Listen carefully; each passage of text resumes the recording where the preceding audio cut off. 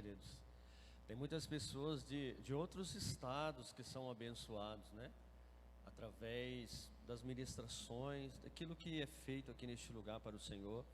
Muitas pessoas de outros lugares têm sido ricamente abençoadas, irmãos, né? E nós recebemos também ajudas em todos os aspectos de pessoas que estão fora do nosso estado. Então, como o Ian bem disse, é muito importante a divulgação, é muito importante nós estarmos, né, usando as plataformas digitais para pregar o reino de Deus, né, para que o reino de Deus avance, para que o reino de Deus cresça. Nós não estamos querendo se mostrar, amém, irmãos? Nós estamos querendo simplesmente mostrar Jesus e pregar a palavra, amém? Uma coisa é você mostrar aquilo que está fazendo, né? É totalmente diferente de fazer algo para se mostrar. Então tem muitos que fazem algo para se mostrar. Agora muitos mostram aquilo que estão fazendo porque na verdade está servindo de modelo, de referencial. E é isso que nós estamos querendo, amém? Nós estamos querendo simplesmente através dessas plataformas digitais pregar a palavra do reino, edificar pessoas, transformar pessoas, restaurar pessoas pelo poder da palavra de Deus, amém? Irmão, sexta-feira é a nossa conferência, amém? Que maravilha, irmão. O Rabino Joshua vai estar aqui. Vai começar sexta-feira às 19h30, amém? Sábado também às 19h30 e domingo às 9h30 da manhã é o encerramento. Então você não pode ficar de fora, porque vai ser uma conferência assim que vai trazer uma restauração teológica, uma restauração mental, uma restauração em todos os parâmetros que você possa imaginar. Então você não pode ficar de fora. Vai ser muito forte, né? O nome da conferência é De Volta à Origem. Eu quero dar só uma pincelada aqui nessa noite, né? Um pouquinho, uma introdução daquilo que nós vamos aí abordar nessa conferência. Então assim, eu quero contar não com apoio, né? Simplesmente, mas eu quero convocar todos vocês para estarem aqui, amém? Quero convocar vocês, vai ser bênção demais. Nós vamos começar na sexta, né? E vamos até domingo de manhã, e domingo à noite nós temos o culto aqui de celebração, amém? Glória a Deus. E no dia 20 e no dia 17, já na outra semana, nós vamos começar a nossa festa das primícias, irmãos. Glória a Deus por isso. Vão ser 7 dias aqui de imersão na palavra, 7 dias intensos, onde nós cremos que o Senhor separou esses dias para falar conosco, para trazer uma palavra rema para os nossos corações, para nós termos também a oportunidade de prosperarmos no Senhor. Amém? Primícias é isso. Tem um versículo que às vezes você até conhece ele, mas que se você for atentar e também fazer uma exegese desse texto, você vai ver o tanto que ele é rico. Provérbios capítulo 3, a partir do verso 9. Alguém sabe o que diz lá? Começa assim, ó: honra ao Senhor com os teus bens. Escute isso. Não é você dar algo para Deus. Escute. Honra ao Senhor com os seus bens e com as primícias de toda a sua renda. Então esse princípio da primícia, ele é muito forte, é muito poderoso, e nós iremos ministrar aqui muito para vocês, porque são na verdade ofertas diferentes. Nós temos ofertas, né? E dentro dessas ofertas existem 3 tipos de oferta, né? Nós temos o dízimo, né, que é uma forma de nos proteger. A oferta é uma forma de crescer financeiramente. E as primícias, cara, ela é de fundamental importância para uma explosão em todas as áreas da minha vida, principalmente na vida financeira. Eu não sei se você sabe, mas o Senhor ensinou um princípio para o povo de Deus, e esse princípio ele perpetua até os dias de hoje. Qual que é, apóstolo? O princípio das primícias. Entenda uma coisa, irmão, Deus sempre vai trabalhar trazendo o ensinamento de que a primeira parte sempre é dele. Vocês estão entendendo, sim ou não? A primeira parte sempre é dele. Tem muitos pastores que às vezes erroneamente eles interpretam essa primeira parte como pegar logo às vezes, né, e separar o dízimo e dar como uma primeira parte. Mas a Bíblia fala categoricamente que são coisas totalmente diferentes: dízimo, oferta e primícia. Eu não sei se você sabe, mas para que o povo pudesse ter uma abundância na sua colheita, para que o povo pudesse prosperar na terra, eles tinham que praticar o princípio da primícia. Porque o princípio da primícia tem a ver não só, ou não tinha a ver não só com um templo, mas principalmente com uma casa. Com uma casa. É por isso que depois Paulo, ele vai também atestar sobre isso. Ele fala, olha, se as primícias é santificada, todo o resto, ou toda a massa também é.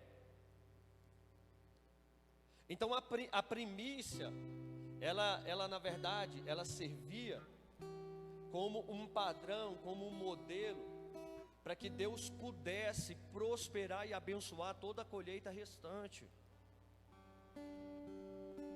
Então eles teriam um ano farto, um ano próspero, um ano abençoado, se eles trazessem as primícias até o altar do Senhor. E quando eles traziam as primícias, essas primícias eram movidas, entenda isso, eram movidas diante do altar, e o sacerdote movia juntamente com o pai da família, ele movia essas primícias, para que o Senhor pudesse cheirar lá em cima, e para que ele pudesse abençoar o restante da colheita. Então as primícias eram os primeiros frutos. Quando o povo semeava na terra, e começava a surgir os primeiros frutos, eles iam lá e colocavam um lacinho azul naqueles frutos que iam saindo primeiro. Por quê? Porque eles estavam marcando que aquilo ali era do Senhor. E quando eles traziam, na festa de Pentecostes, quando eles traziam todas as primícias para o Senhor, e quando eles moviam ali, o Senhor, ele cheirava lá em cima, ele recebia essas primícias, e ele abençoava toda a colheita, repreendendo o devorador, o migrador, o cortador e o destruidor. Então as primícias é um princípio muito forte, porque eu falei aqui de um princípio financeiro, mas depois Jesus vai nos ensinar algo muito forte, que engloba também todas as áreas da nossa vida, e não só financeiramente. Está lá em Mateus capítulo 6, verso 33, depois você lê. Você sabe de cor, diz assim, olha, Jesus falando: buscai em primeiro lugar o reino de Deus e a sua justiça, e as demais coisas vos serão acrescentadas. Buscai o reino de Deus em... O que é isso? Fala assim para mim. Primícias. Sempre o primeiro de tudo é de Deus. Quem está me entendendo aqui? Amém? Glória a Deus. E essas primícias, elas tinham uma finalidade. Alguém aqui sabe qual é? Qual era a finalidade das primícias? Você vai ver o tanto que espiritualmente é forte sobre isso. Um de cada vez, não briguem, por favor. Calma, não debatem assim. Olha aqui para mim. As primícias, elas tinham um propósito. Qual que era? Todas as primícias arrecadadas era dada para o sacerdote do templo. Porque escute isso, é um princípio. Quando você traz a sua primícia e você primicia a Deus, e o próprio Deus estabeleceu que quem ia comer da primícia era o sacerdote, porque isso não foi o sacerdote, foi Deus que estabeleceu. Se você for ler o livro de Levítico, depois lá o livro de Ezequiel, o profeta atesta sobre isso também, ele fala sobre as primícias. O livro de Êxodo, você vai ver falar sobre isso também. Quando o sacerdote, ele ficava com a primícia, Deus abençoava todo o povo. Por quê? Porque há uma ligação espiritual de prosperidade por aqueles que estão ministrando e aqueles que estão sendo ministrados. Por isso que quando você primicia, você não honra só a Deus, você honra o profeta que Deus colocou na tua vida. Você honra aquela pessoa que está presidindo sobre você, que foi o próprio Deus que colocou ela lá. É por isso que quando você obedece esse princípio, você santifica toda a sua casa, você santifica todo o resto.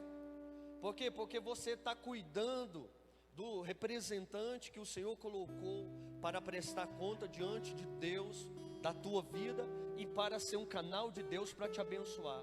Por isso, quanto mais honra há em um ambiente, mais milagre, mais unção, mais poder e mais glória haverá naquela congregação. Por que eu falo isso? Porque Deus não habita no meio da desonra. Nunca habitou e nunca irá habitar. Deus habita em um lugar de honra. Quando Jesus chega a Nazaré, e nós vemos ali que as pessoas que moravam em Nazaré reconheceram que Jesus era filho de Maria e José.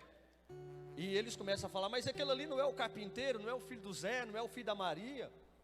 E a Bíblia fala que eles não honraram o Senhor. E Jesus, ele dá uma palavra muito forte, ele fala assim, olha, o profeta não tem honra na sua própria terra. E a Bíblia é categórica em afirmar, e ele não pôde fazer ali muitos milagres, porque eles não honraram o Senhor. Cara, pensa nisso, pelo amor de Deus. Não é que Jesus, ele não queria fazer milagres ali. Não, ele queria, ele foi para lá, para a restauração da sua terra natal. Ele foi lá para a restauração do lugar onde ele cresceu. Verdade, ele nasceu em Belém, mas ele foi criado em Nazaré. Então você vê que quando ele desce para Nazaré, ele desce com o intuito de restaurar a terra que ele cresceu. Então sabe o que eu fico imaginando, pensando? Quantos amigos Jesus tinha ali de infância? Quantos cresceram com ele? Quantas crianças cresceram com Jesus? Quantos adolescentes experimentaram Jesus? Porque com 30 anos a Bíblia fala que ele se manifestou. Então até os 30 anos ele cresceu e se desenvolveu como ser humano normal, como eu e você. Ele trabalhava com seu pai em uma carpintaria. Ele servia a sua família, obedecia a sua mãe, obedecia o seu pai. Ele tinha amigos, ele cresceu junto com a comunidade de Israel. Ele era um israelita e cresceu dentro de uma realidade cultural judia. E você vê que quando ele desce para lá, as pessoas começam a menosprezá-lo, a desonrá-lo e a falar, não é esse aí o filho do Zé, mas da Maria? E quando Jesus olha a incredulidade deles, ele não pôde fazer muitos milagres. E a Bíblia fala que ele se atentou em fazer poucos milagres. Por que poucos milagres? Porque ele fez milagre com quem o honrou. Quem está entendendo? A maioria das pessoas ali desonraram Jesus, e ele foi embora. E Lucas fala que ele não pôde ali fazer muitos milagres, porque eles desonraram Jesus. Aí Jesus solta, o profeta ele não tem honra na sua própria casa. E isso é um fato, irmão. Às vezes nós vamos pregar em alguns lugares, o céu desce, o povo pensa que a gente é um querubim. O povo chega, tira foto e aquele negócio todo. Aí você vai pregar na sua congregação, a primeira coisa, quando você pisa na igreja, o povo vem falar de problema para você. E as pessoas, como lidam com o profeta dia a dia, né? Para eles é normal esse relacionamento. É por isso que tem pessoas que nunca podem conviver com o pastor da igreja. Isso é forte, não é, irmãos? Isso quem falou foi um dos maiores pastores, na verdade, o pastor que tem a maior igreja do mundo, Pon Yong Shu. Ele fala algo muito interessante. Ele falou algo para um apóstolo que eu conheço pessoalmente, lá na Coreia. E esse apóstolo falou, ele sentou na mesa de Pon Yong Shu, e eles estavam conversando justamente sobre honra. E Pon Yong Shu começou a falar para ele, claro, né, traduzindo, falar para esse apóstolo o seguinte: olha, eu já me deparei com muitas pessoas ao longo do meu ministério, pessoas de todo tipo. E eu cheguei à conclusão de algo que o próprio Senhor me ensinou. É que tem pessoas que, como eles não sabem, não discernem espiritualmente as coisas de Deus, e não sabem honrar às vezes nem as pessoas da sua própria casa, elas nunca vão poder ir na tua casa. Senão elas vão ver que você é uma pessoa normal, e aí elas vão deixar de receber de você aquilo que elas sempre receberam, porque elas vão desprezar vendo a sua humanidade. Porque tem pessoas que pensam que a gente é anjo, né, irmãos? Tem gente que pensa que nem o número 2 a gente faz. Mas é por isso que muitos não sabem lidar com isso, com a honra. Porque quando eles veem que nós somos humanos, aí eles querem menosprezar. Entende? Mas eu entendi algo: você nunca deve considerar naturalmente aquilo que Deus fez extraordinariamente. Você nunca deve levar para o âmbito natural aquilo que Deus fez sobrenatural. Então toda obra ministerial, ela é sobrenatural, porque é o próprio Senhor que capacita pessoas para fazerem serviços específicos para abençoar toda a obra de Deus. Então uma coisa que nós devemos aprender, e eu estou falando isso, irmão, porque eu e a minha esposa está aqui, ela pode falar, nós temos aprendido a viver assim já faz alguns anos. Quem caminha conosco, e principalmente quem anda conosco, e quem nos abençoa e também nos alimenta, a gente nunca deixou de honrar essas pessoas. Até pessoas que passaram corriqueiramente nas nossas vidas, tiveram uma passagem rápida, nós nunca deixamos de honrar essas pessoas. Nós nunca deixamos de oferecer. O apóstolo Vitor caminha com a gente. Todo o dízimo que é recolhido aqui nessa casa, cada centavo que entra aqui, a gente dizima ele. E todo o dízimo e as minhas primícias e a minha oferta, vai tudo para a pessoa que Deus Ele colocou na minha vida. Porque eu sei o que é honra. E o Vitor nunca precisou de me ligar para falar assim, e ele nunca fez isso. Porque nós não estamos atrás disso. Ninguém está correndo atrás de honra. Quem corre é porque não entendeu o que é honra. Honra você não requer ela. Honra é o Senhor que manifesta ela na tua vida. Então nós temos esse princípio e nós procuramos ensinar as pessoas a viverem assim, nesse lugar de honra. A honra é o nível mais alto que nós podemos andar no reino de Deus, nunca se esqueça disso. Você sabe o que é honra? Essa palavra honra, ela vem do original, e ela tem a mesma raiz semântica da palavra glória, né? Que é ikavod ou ikabod. É por isso que o que é honra no original? É expressar a totalidade daquilo que aquela pessoa representa para mim. Eu estava até esses dias comentando isso com o Minhan. Aqueles que vão fazer a escola, eu vou ensinar ainda sobre isso. Honra não é simplesmente um reconhecimento, mas honra é você materializar o reconhecimento. Entende? Então o que é honra? É você materializar o reconhecimento. Porque às vezes tem pessoas que só reconhecem, e isso está muito próximo da bajulação do que da honra. Então há uma diferença, mas é uma linha fina entre honra e bajulação. Tem muita gente que bajula porque elas têm interesses próprios, mas tem outros que honram e eles não buscam o interesse próprio. Eles somente andam nesse lugar espiritual que Deus proporcionou para aqueles que andam em nível alto com Ele. Todas as pessoas, os grandes homens e grandes mulheres de Deus andaram nesse nível de honra. É por isso que Deus não recebe qualquer coisa. Eu nem sei se eu estou pregando, tá? Deus não recebe qualquer coisa, irmãos. Deus nunca recebeu e nunca vai receber. Tem muitas pessoas que vêm entregar o dízimo e às vezes Deus não recebe.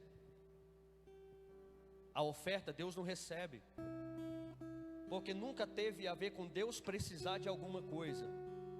Quando Deus requer algo, não é que Ele precisa, é porque eu preciso. E toda vez que eu venho trazer uma oferta, o dízimo, a minha primícia no altar, eu estou mandando uma mensagem para o meu coração, que o meu coração deve estar nele, não no dinheiro. É por isso que todas as vezes que eu venho até o altar do Senhor para oferecer algo para Deus, eu estou mandando uma mensagem para o mundo espiritual e falando para o diabo: você não me governa, Mamon não me governa, quem me governa é Deus, eu dependo dele, Ele é o provedor da minha vida. Então a mentira do diabo está nisso, em a gente querer reter aquilo que Deus mandou a gente dar. E não é porque Ele precisa, é porque nós precisamos disso. É para o nosso coração não ficar avarento. A honra, irmãos, ela é uma ferramenta espiritual para aqueles que querem andar com Deus. Por isso que quando Jesus estava ensinando, o pastor Fernando estava dizendo aqui sobre aquela viúva que estava dando a sua oferta, e ela deu algumas pequenas moedas, e Jesus fala: olha, essa daí foi a que mais deu. Jesus não estava ali contando quanto dinheiro ela estava dando, porque o Senhor vê o coração. Ele estava olhando o coração daquela mulher, e Ele viu que aquela mulher deu tudo o que tinha, mas ela deu com todo o seu ser, com todo o seu coração. É por isso que antes de Deus receber qualquer oferta no altar, primeiro Ele recebe quem está ofertando. Ele recebe o coração da pessoa. Vocês estão entendendo? A Bíblia é clara para falar sobre isso, quando ela diz: Caim foi oferecer ao Senhor uma oferta. E aí depois fala que Abel também foi oferecer uma oferta. Aí olha o que a Bíblia diz: e Deus rejeitou Caim e a sua oferta. Porque sempre antes Deus vai rejeitar ou aprovar quem está ofertando, e não a oferta em si. Sempre Ele está examinando o coração daquela pessoa que está dando. É por isso que toda oferta na primeira aliança, ela era trazida, e os sacerdotes inspecionavam ali aquela oferta e via se não tinha defeito.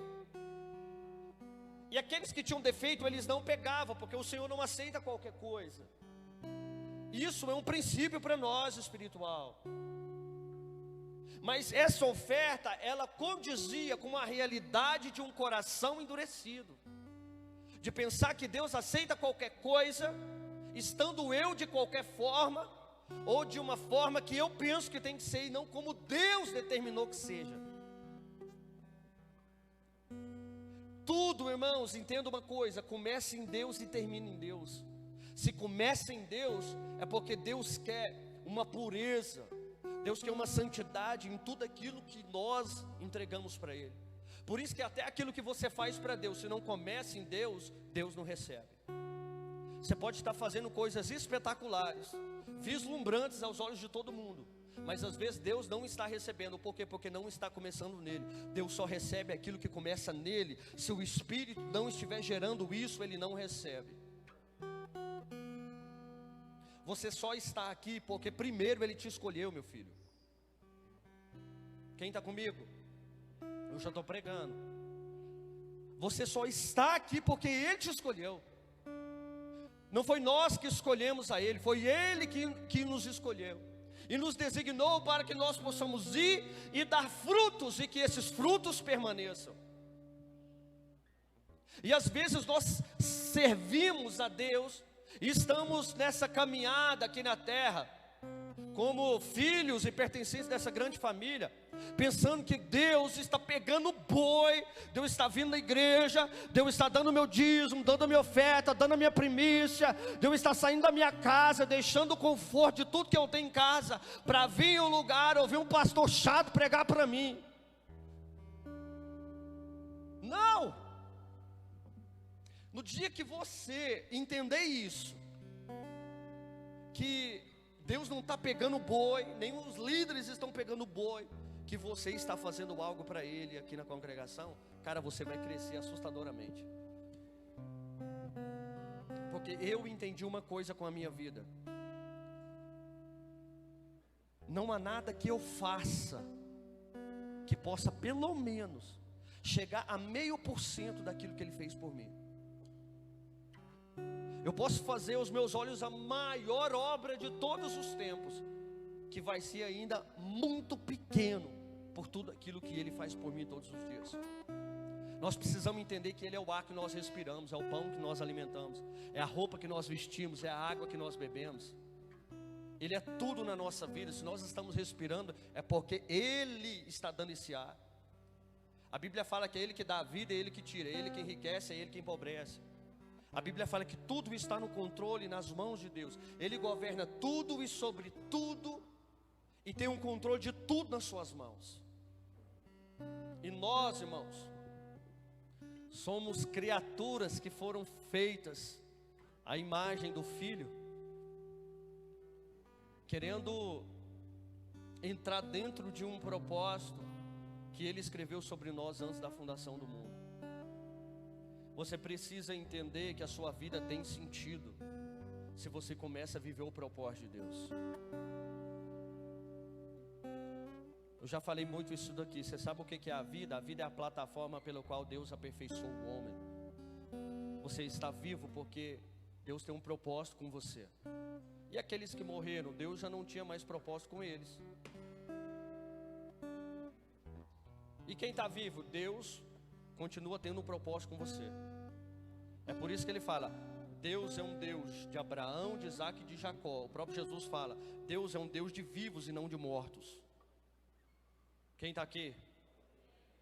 É por isso que se você está respirando, querido, cara, pelo amor de Deus, dá alegria, dá glória a Deus. Ah, mas eu estou sofrendo demais. Esse sofrimento é só o despojo de guerra, para que Deus possa entregar para você aquilo que você precisa. Essa luta, essa dificuldade é só para quebrantar um pouquinho o teu coração. É só para você alinhar com o coração do Pai. É só para fazer você voltar, regressar a um lugar que você nunca deveria ter saído. É só para você fazer um caminho de volta, querido. Amém? Tem muita gente que está sofrendo desnecessariamente porque eles erraram o caminho de volta. Agora é muito bom pessoas que estão andando com Deus, que estão vivendo o propósito, porque você só pode dar o que você tem, você só pode levar uma pessoa em um lugar que você já foi.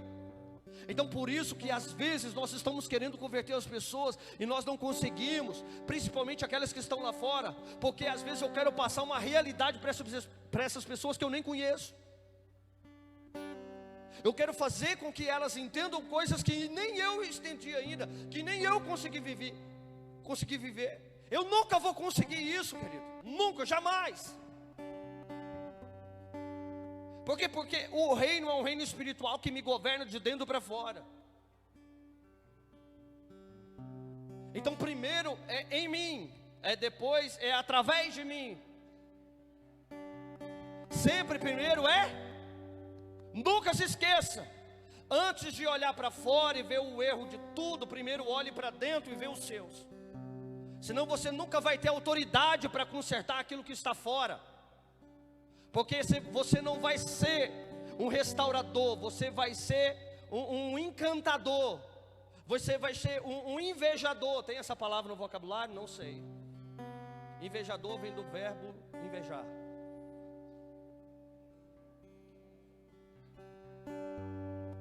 Só pode fazer algo para Deus relevante aquelas pessoas que têm autoridade para fazer, que com sua vida elas conquistaram isso. Quem está entendendo isso? Com a sua vida elas conseguiram conquistar isso. Cara, se você precisa fazer o caminho de volta, existe um caminho perfeito. Existe um caminho perfeito, e esse caminho é Jesus.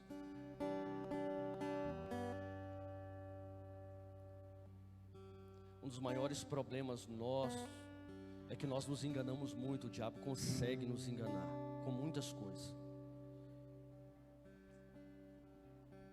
Irmãos, escute isso que eu estou falando, olha aqui para mim. O diabo, ele não tem problema com você. Escute isso. O diabo, ele tem problema com o seu propósito. Porque o seu propósito vai afetar o reino das trevas. Ele luta para que você não entre no propósito. Ele luta para que você não entre naquilo que Deus tem para a tua vida. Porque se você não entra no propósito, querido, é aquilo que ele fala, você só viu o reino, você não entrou para desfrutar dele. Se você não vive o seu propósito, você vai andar errante na terra. Você vai fazer coisas que não era para fazer, e não vai fazer coisas que era para fazer. Você vai viver sem discernimento, sem revelação. Você vai viver sem rumo, sem fazer coisas relevantes. Porque na verdade você decidiu viver uma vida que Deus quer matar. E você não entrou na vida que Ele tem proporcionada para aqueles que amam a Ele. Há um clamor nesses dias da igreja, para que o cabeça que é Cristo desça e venha reinar com esse corpo que está aqui na terra. É por isso que entenda, Jesus, a Bíblia fala que Ele é o cabeça. E quem é o corpo?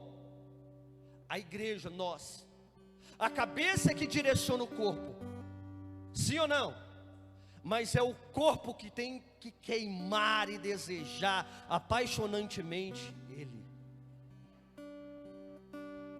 O coração do corpo tem que bater pelo noivo, tem que ansiar pelo noivo, tem que querer que ele venha.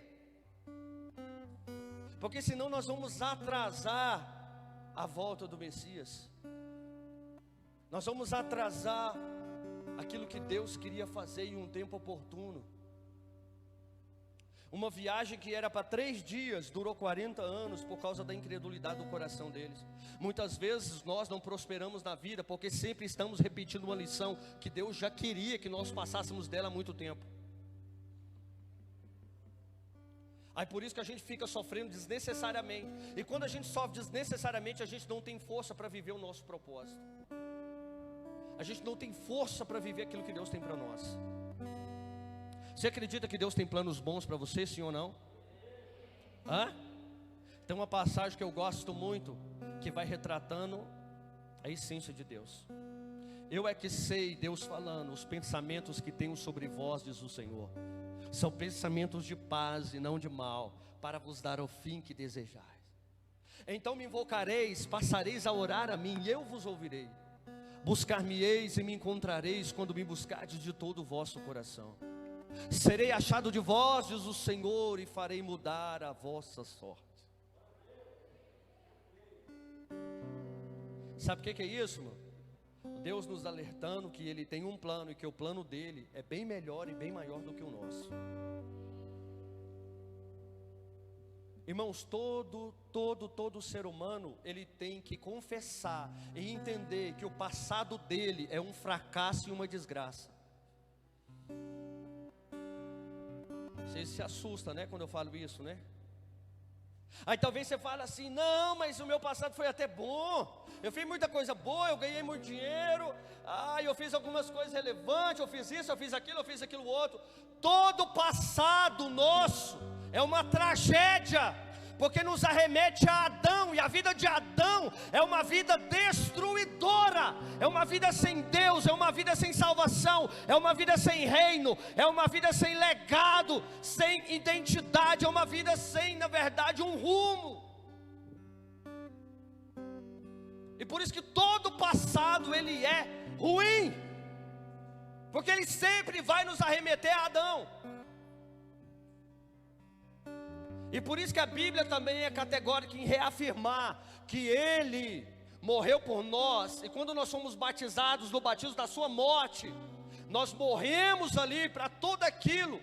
Às vezes nós temos, a iniciativa de falar: não, quando a gente foi batizado, quando a gente desce as águas, né, nós descemos, e aquilo ali significa que eu morri para o mundo. Sim ou não, nós falamos isso?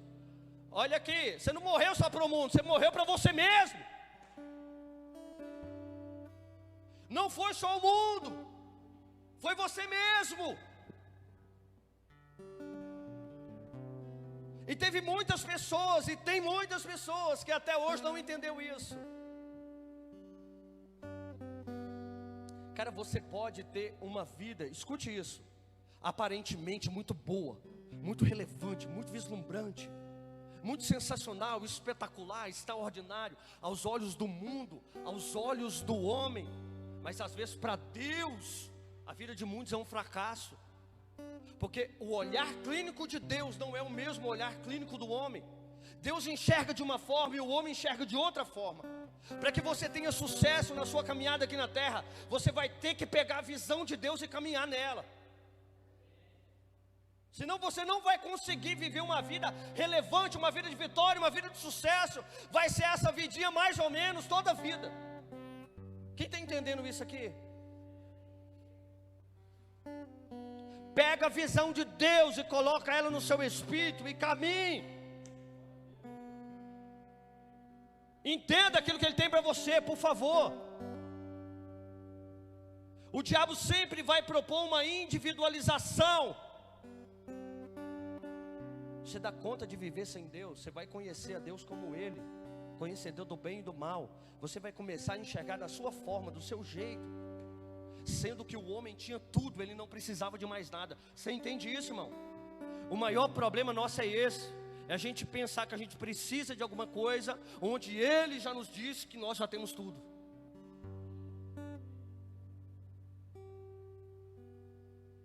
Por que às vezes então falta algumas coisas? Agora eu quero que você venha comigo. Por que falta algumas coisas ainda na minha vida? Porque ainda algumas coisas eu não consegui conquistar. Porque você não conseguiu gerar para Deus ainda.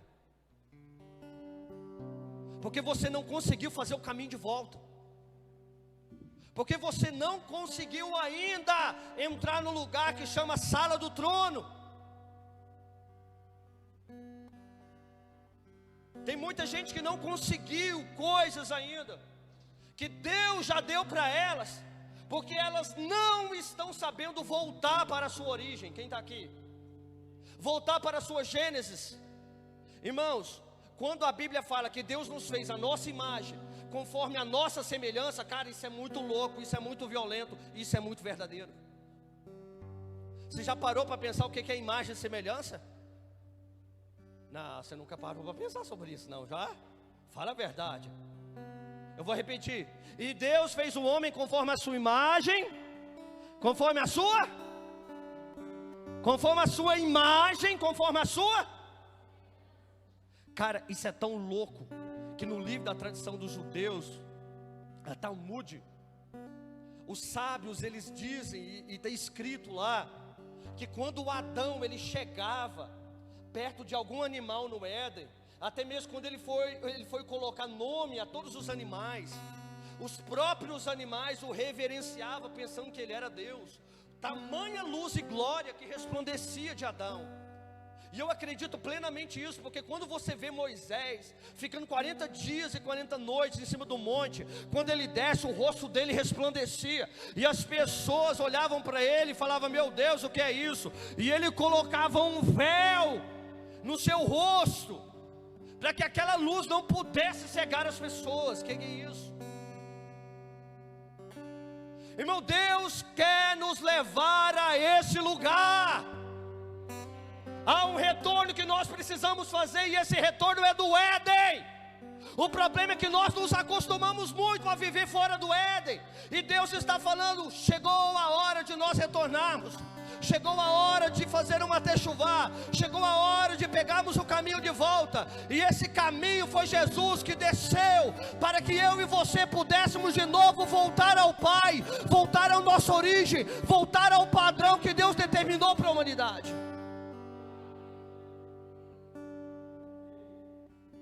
É por isso que ele falou: eu sou o caminho, a verdade e a vida. Ninguém vem ao Pai a não ser por mim. Entenda isso, pelo amor de Deus.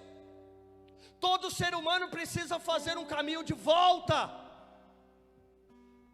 O problema é que nós fomos enfeitiçados por uma teologia que, na verdade, ela nos estraga mais do que traz benefícios. Aí eu vou falar isso mesmo. Vão ficar com raiva, mas deixa para lá. Sabe qual que é? Eu aceitei Jesus, eu fui batizado, eu agora faço parte de uma igreja, está tudo certo.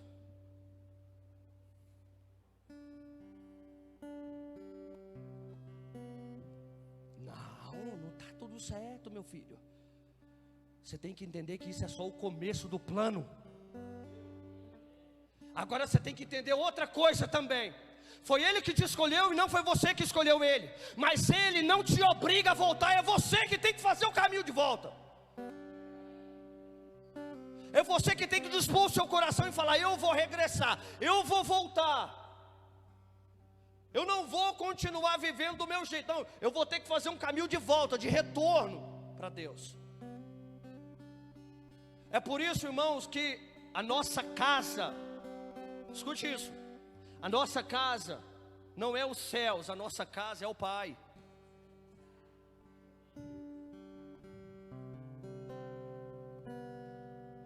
Deus Pai, Jesus, o Filho, a Bíblia fala que eles estão nos céus, mas nem os céus podem contê-los. O céu também é uma criação de Deus. No princípio criou Deus o céu e a terra. O céu nunca foi a sua origem é Deus. É por isso que quando Deus criou o homem, Deus não falou: céu, sopre. Foi Ele que soprou. A sua origem é Ele. É por isso que o caminho de volta e uma interpretação, ao meu ver, errada, de que nós vamos para o céu, é sem sentido, porque nós estamos voltando para o Pai. E Deus criou o homem para governar a terra, e é isso que nós precisamos fazer. E quando essa igreja estiver preparada em autoridade e santidade, Ele vai retornar para aí sim marcar a história da humanidade, governar corporealmente toda a terra junto com a igreja. Isso nós chamamos de o milênio, que é os 1000 anos sabáticos, onde verdadeiramente nós vamos descansar, onde a terra vai descansar da sua maldade. E é tão lindo isso, que aí você vê o plano todo. O diabo tentou frustrar os planos de Deus lá no início, mas ele não vai conseguir, porque Deus já tinha um plano preparado. Ele faz o final antes do começo.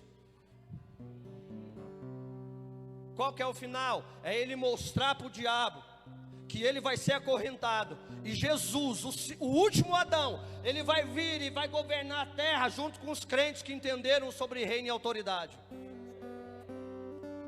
E nós vamos governar essa terra por 1000 anos. E é por isso também que a Bíblia vai falar que depois dos 1000 anos, aí vem a eternidade. Aí é outro esquema. Quem está entendendo aqui? É porque a gente pensa que o milênio é a eternidade, não é. Fala alguma coisa aí para mim agora. A gente sempre pensou que o milênio é a eternidade, só que não é. É por isso que a gente erra na interpretação e a gente não entende sobre propósito. O milênio vai ser verdadeiramente o governo do Messias na terra. Durante 1000 anos ele vai reinar aqui e a igreja vai reinar com ele. Aí fala, olha, depois do milênio, Satanás será solto para tentar enganar as nações. Aí depois,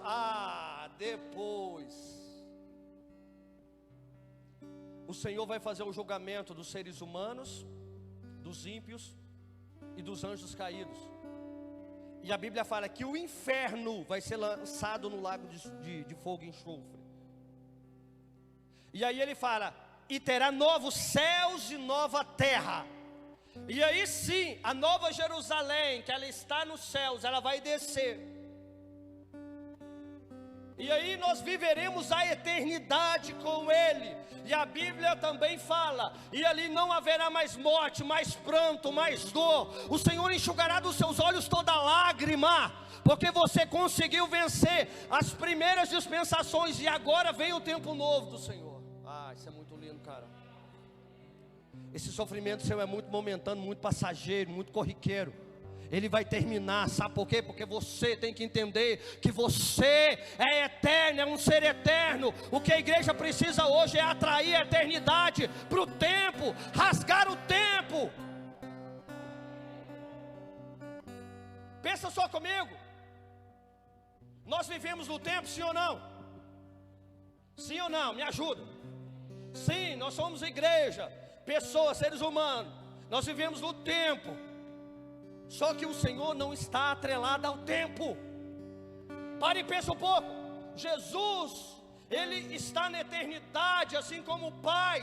Porque a Bíblia fala que Deus é o Pai da eternidade. Deus tem um filho, eternidade. Uau, isso é muito louco. E essa eternidade Ele colocou aonde? Dentro dos homens, para que nós desfrutemos dessa eternidade, mesmo sendo caídos. Porque o sangue de Jesus tem que fazer sentido para nós. A cruz tem que fazer sentido para a igreja. Nós não precisamos e não temos somente que pensar dentro de uma estrutura terrena. É por isso que também Jesus ele não está pregado no madeiro, porque Ele ressuscitou. E agora existe tanto uma teologia da cruz, mas também existe uma teologia do trono. Porque agora Ele está sentado e governa sobre tudo e sobre todos. Paulo fala, e Deus colocou debaixo dos seus pés todas as coisas. Tudo agora está sujeito a Ele. E agora o que nós precisamos entender como igreja, que nós temos que a todo momento agora daqui para frente declarar, Maranata, a hora vem Senhor Jesus. Maranata, a hora vem Senhor Jesus. Porque essa eternidade, ela tem que rasgar o tempo e se manifestar aqui. Vocês estão entendendo, sim ou não? Sim ou não? Irmãos, Jesus ele saiu da eternidade. A Bíblia fala que Ele se esvaziou de si mesmo e veio a este mundo. Ele saiu da eternidade e entrou no tempo. Só que quando Ele ressuscita, Ele sai do tempo e volta para a eternidade. Quem está me entendendo aqui?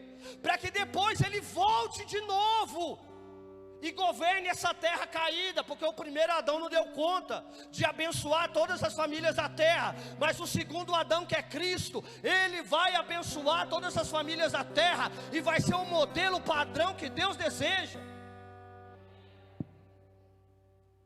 Como que nós estamos cooperando com isso, meu Deus? Se a gente só pensa nas coisas da terra, só busca as coisas da terra, só pensa nas coisas da terra e não nas coisas do céu. Como que eu vou entender sobre isso, se a minha mentalidade ainda é igrejeira, é denominacional, é religiosa? Eu não entendo, eu não tenho uma vida no Espírito, eu não tenho um entendimento de ter Deus como um Pai, eu só tenho Ele como Deus. Quem está entendendo aqui, meu Deus? Como que a igreja, ela vai atrair o Messias, se ela não está vivendo a eternidade dentro dela? É por isso que entenda só uma coisa: você não é somente um rostinho lindo não, meu filho, que veio a essa terra. Sabia?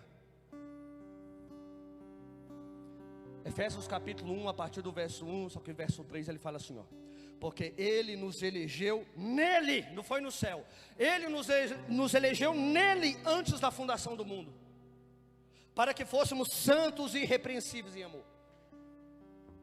Sabe o que significa? A eleição nossa não foi quando nós nascemos, a eleição nossa foi na eternidade, quando nós estávamos nele. Quem está entendendo aqui? É por isso que o que Deus fez com a gente? Deus nos tirou da eternidade e nos colocou em um lugar chamado tempo, porque Deus sabia que o homem iria pecar. Como Deus sabia que o homem iria pecar, Ele criou o tempo para que o homem pudesse pecar no tempo. E foi ao contrário que Lúcifer fez. Lúcifer não pecou no tempo, Lúcifer pecou na eternidade. Por isso que para ele não tem perdão mais. Quem está entendendo? Meu Deus. Você está entendendo isso? Ele é tão misericordioso que Ele criou o tempo, porque Ele sabia, a presciência de Deus, que nós iríamos pecar, mas Ele já tinha um plano. É por isso que o tempo, ele é um instrumento de restauração e transformação na vida do ser humano.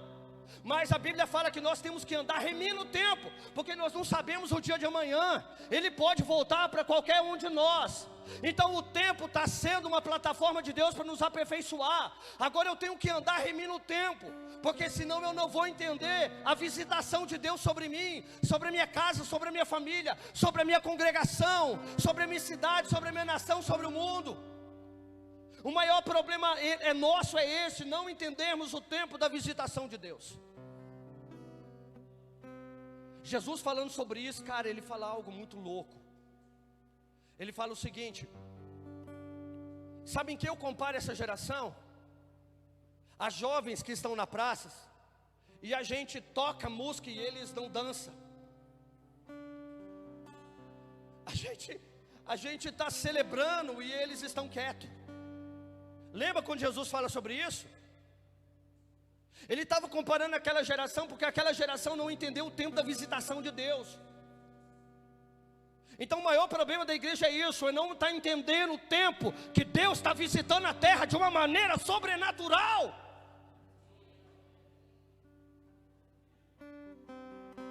Deus está visitando a terra de uma maneira sobrenatural nesse tempo. E Deus não é sentimentalista como nós pensamos. Ele é todo poderoso. Ele vai retribuir todo mundo segundo as suas obras. Não tem dessa, querido. Deus nos ama, mas Ele nos deu um livre-arbítrio para escolher o que nós queremos da nossa vida.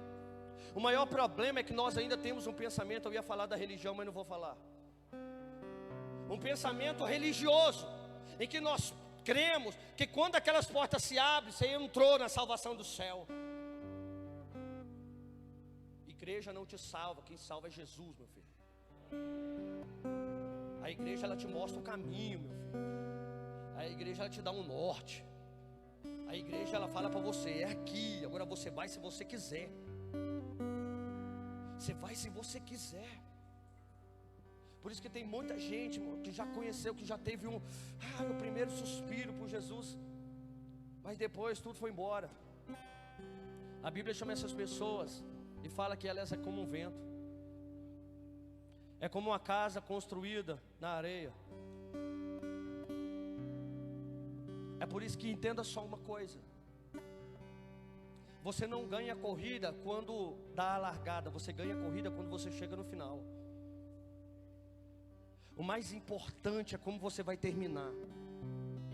Só que aquilo que você faz hoje vai determinar como vai ser o seu término. Como você vai terminar, querido? Como você vai acabar a sua corrida aqui na terra? Para nós nunca, jamais teríamos que ter um entendimento de que deixa a vida me levar, a vida leva eu, está tudo certo. Não, tem que acontecer uma metanoia na gente, e a gente tem que entender, cara, que a gente ainda é muito menino na fé, que a gente ainda precisa aprender muita coisa, que ainda a gente precisa desenvolver um relacionamento com Deus, que ainda nós somos fracos e frágeis e débeis em muitas coisas, que Deus quer nos levantar, mas ainda nós não nos posicionamos, porque o tempo da visitação de Deus está acontecendo e a gente está olhando. A gente está olhando, meu Deus, sendo que a igreja, ela é o instrumento que Deus determinou para a volta dele, é o corpo.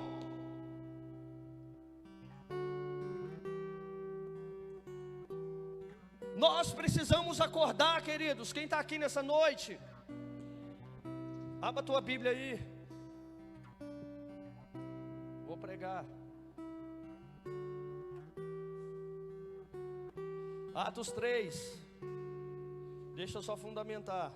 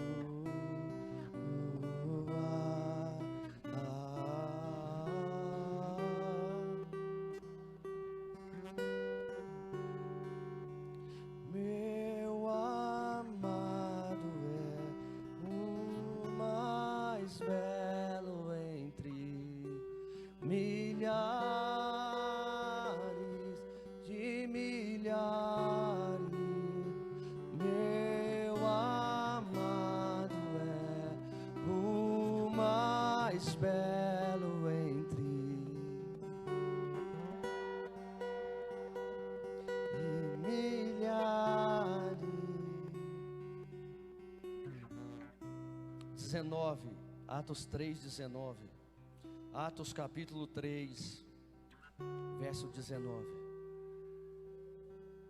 Quem está comigo aí? Arrependei-vos, portanto, e convertei-vos, para que assim sejam apagados os vossos pecados, de modo que da presença do Senhor venham tempos de refrigério, e Ele envia o Cristo, que já vos foi previamente designado, Jesus. É necessário que Jesus permaneça no céu. Entenda esse versículo. É necessário que Jesus permaneça no céu, até que chegue o tempo da restauração de todas as coisas, conforme já decretou há muito tempo por intermédio dos santos profetas. Uau! Irmãos, existem algumas questões que precisam ocorrer. Por isso que eu falei que a igreja é responsável para que Yeshua, ele volte e reine corporealmente na terra. Primeiro, arrependei-vos e convertei-vos. Nunca nós iremos viver o nosso propósito sem uma metanoia, sem arrependimento, sem você deixar os seus achismos, sem quebrar o orgulho, sem ele matar o Adão caído que ainda opera e tem força dentro de nós. É por isso que ele fala arrependimento. Só que o arrependimento é mudança de mente, e a conversão é a mudança de atitude, é o posicionamento de regresso.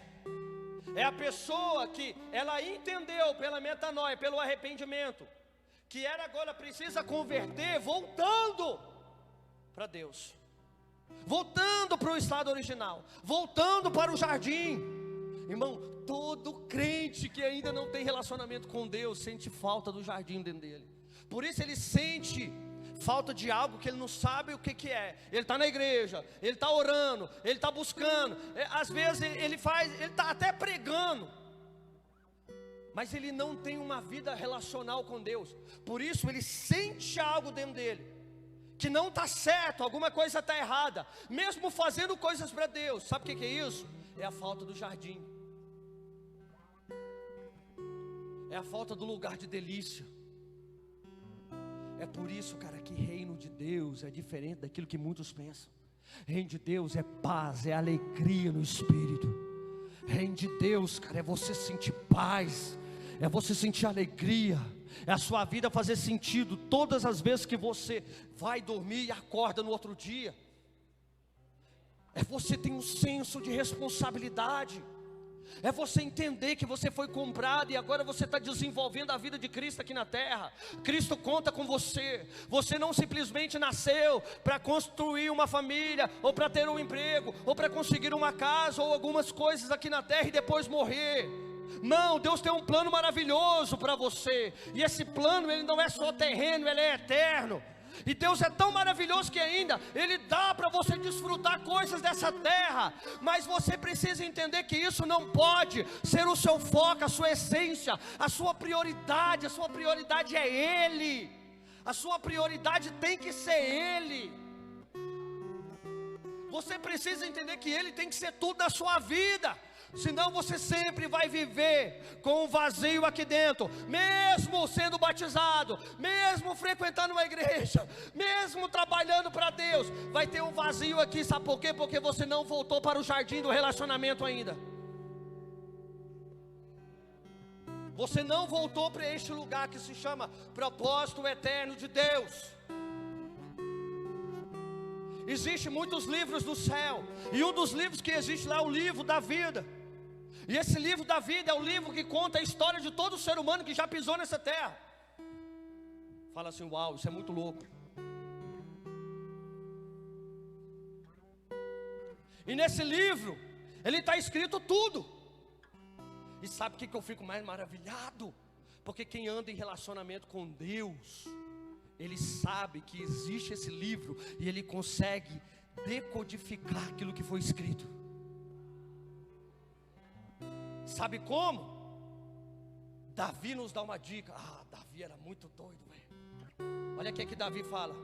Ai, me ajuda aí, Salmo, meu Deus, 115. Meu Deus, alguém me ajuda aí.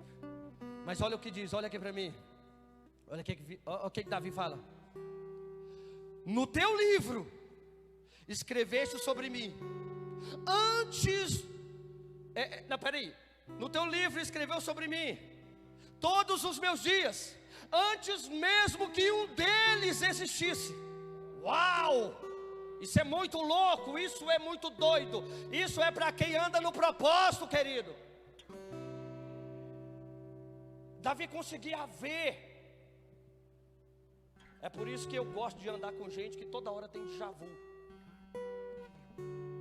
Nossa, mas eu já vi que já tinha acontecido aqui dentro esse momento aqui. 139, abre lá, Salmo 139, vamos ler. Senão você vai pensar que eu estou falando conversão fiada. Salmo 139, quem achou? Eu já achei. Salmo 139, quem achou? Salmo 139, quem achou? Olha o verso 13, o que diz: Tu formaste o íntimo do meu ser e me tecestes no ventre de minha mãe. Graças te dou pela maneira extraordinária como fui criado, pois tu és tremendo e maravilhoso. Sim, minha alma o sabe muito bem. Uau! Meus ossos, o uau é por minha conta, tá? 15. Meus ossos não te eram encobertos quando fui formado, ocultamente tecido nas profundezas da terra. Teus olhos viam meu embrião, e em teu livro foram registrados todos os meus dias prefixados, antes mesmo que um só deles existisse.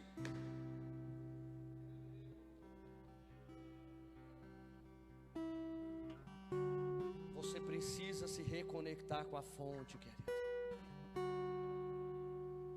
Esses dias eu falei aqui, Deus tá mandando, por quê? Porque eu creio que tem um maná novo, extraordinário para nós aqui nessa casa. Deus está falando sobre nós, Deus está falando conosco sobre isso, sobre propósito, sobre tempo. Domingo passado Ele falou sobre sonhos. O Senhor, sabe, Ele tem sido enfático conosco aqui, não precisamos entender sobre isso. A sua vida tem que fazer sentido. O maior problema problema é a gente se relacionar e fazer algo para Deus com imposição, sabe? Com amargura, sabe? Que aquele vai... Não, cara. Quando você entrar para dentro do teu quarto e fechar a tua porta, você tem que sentir as delícias dos frutos do Éden lá dentro. Você tem que estar com o noivo. Você tem que dançar com o noivo. Você tem que desejar o noivo. Você tem que sentir o noivo. Porque Deus, Ele não é uma teoria. Deus, Ele não é uma teoria. Deus não é uma especulação. Deus é real. Deus é realidade para aqueles que têm relacionamento íntimo com Ele. Ele é real. E é essa realidade que Ele tem trago para nós esses dias. É esse entendimento que Ele quer que nós tenhamos nesse dia. É esse fogo, essa paixão, esse desejo que tem que nos consumir nesses dias. Porque senão, cara, você vai ficar brigando por tantas coisas aqui nessa terra. E uma coisa é necessária. E Maria está fazendo. Não é minha mãe não, é Maria. Isso aqui que Maria está fazendo, ela largou a correria da vida e foi sentar nos pés dele. E aí Marta toda apavorada, Maria toda apavorada, fala assim, ó: o Senhor não te preocupas? Olha aí, olha aqui. Existe muito crente assim. O Senhor não te preocupas que Marta está aí? Não, como é que é? Que Maria, né?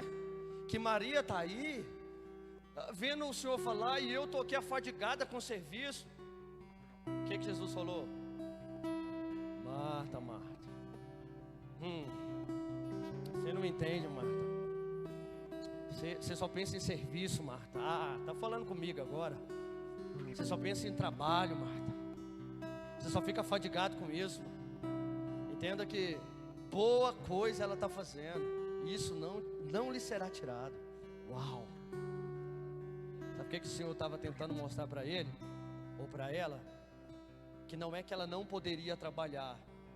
Ele só estava trazendo uma noção, uma percepção de prioridades. Ele é o centro, Ele é tudo. Ele é o primeiro, Ele é as primícias. Ele é o ar que eu respiro, é o pão que eu alimento. Se Ele estiver na casa, nós estamos feitos. Se Ele estiver se manifestando, é nós na fita, mano. Nós estamos doidos, mano. Se Ele está dentro da casa, nós não precisamos de mais nada. Porque se Ele está na casa, fica tranquilo, meu filho. Se Ele está na casa, fica tranquilo.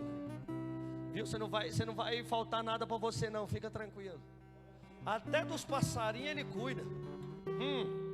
Até dos passarinhos Ele cuida. Quanto mais você, meu filho, que é filho, que Ele te desejou na eternidade, que Ele soprou o fogo de vida aí, meu filho, que Ele tem escrito no livro dele sobre o teu respeito.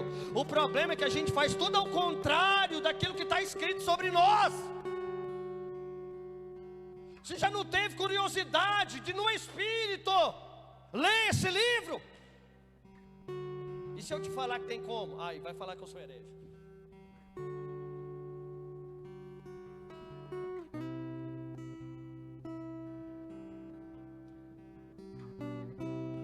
Você já foi dar uma lida no livro?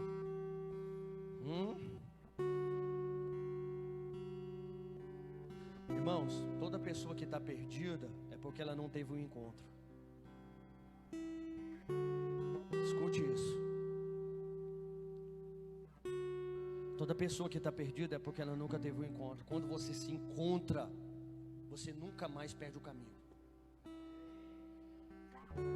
Você nunca mais vai perder o caminho. Esse caminho fala de Jesus, mas fala também da vida que Ele escreveu sobre você. Eu estava falando para o Iano no discipulado dessa semana.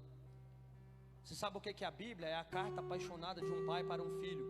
O pai que é Deus, o filho é Jesus. A Bíblia é o próprio Jesus. A Bíblia fala sobre Ele.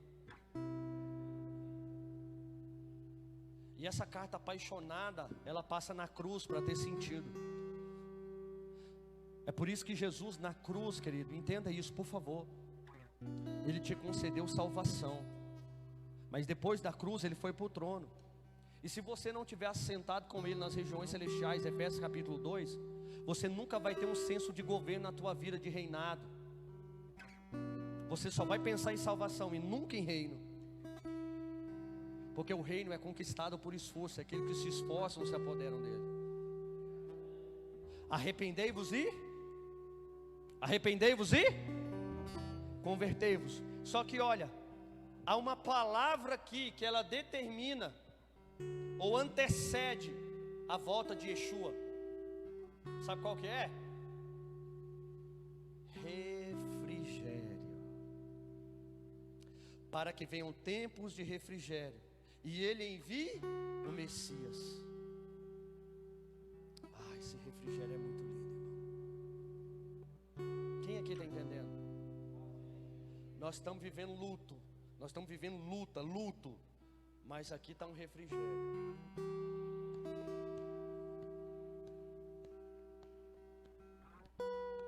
Esse refrigério, ele vai anteceder a volta do Messias.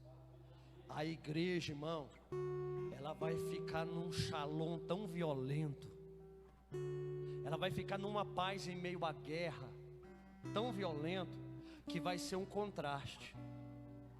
Jesus disse que nos últimos dias seriam os dias mais difíceis da humanidade. Mas porém a igreja, ela sempre vai triunfar de glória em glória. É por isso que aqui é um paralelo. Tempos difíceis, igreja extraordinária. Tempos difíceis, igreja relevante. Tempos difíceis, igreja gloriosa. Eu acredito em tempos difíceis, mas eu acredito também no maior avivamento que essa terra já viveu.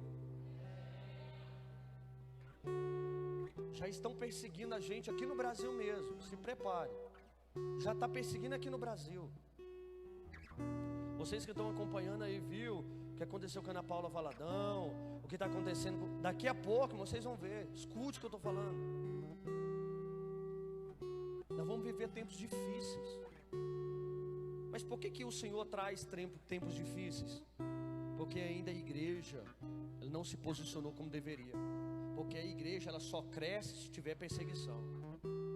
É por isso que toda vez que você está estacionado, estagnado em um lugar, Deus coloca uma luta na sua frente para te despertar. Fala assim, eu estou entendendo isso, para ver se você desperta. Aí a luta vem, ele sobe no monte, jejua de manhã, à tarde, à noite, de madrugada. Ele fica a madrugada inteira jejuando no monte, porque estou na prova. Estou na prova. Irmãos, olha só, olha a nossa cabeça. A gente só quer tomar uma posição para sair da prova. Não, eu tenho que viver posicionado por causa do meu relacionamento, querido. Eu não tenho que me posicionar para sair da prova. Não, mas isso é errado. Não é errado. É errado você ficar lá no lugar que você está, estagnado. Aí Deus dá uma luta e você tem que despertar mesmo. Mas depois que essa luta acabar, anda despertado. Anda remindo o tempo. Anda refrigerando a sua alma. Entendendo que Yeshua é tudo, que Ele vive, que Ele reina. E Ele governa na tua vida, Ele mora dentro de você. O mundo pode estar caindo aqui fora, eu estou em paz. Tem hora que a minha esposa, ela briga comigo. Eu sei que os homens é meio assim mesmo. As mulheres é mais, não é, irmão? Tem hora que minha esposa fica grilada comigo, porque eu estou calmo, ela fica grilada com a minha calmaria. Tem mulher assim?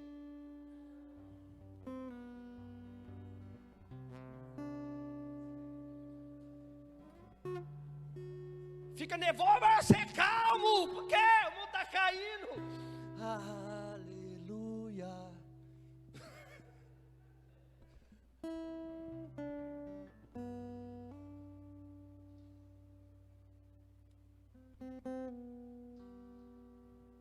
Sabe por que o homem, o judeu, ele usa kippá e a mulher não? A mulher, irmãos, ela quando nasce, ela já tem um senso de quebrantamento muito maior do que o homem.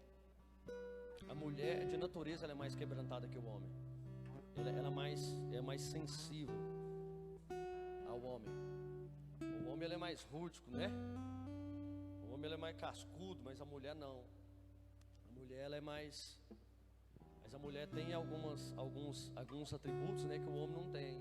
E por isso que é o encaixe perfeito, não é? Se não fosse a minha esposa, irmão, eu não sei o que seria da minha vida.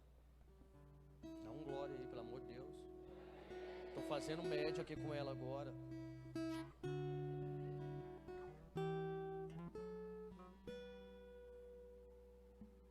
A gente precisa ser perceptível aquilo que está acontecendo. Se Deus está tocando a música, vamos dançar.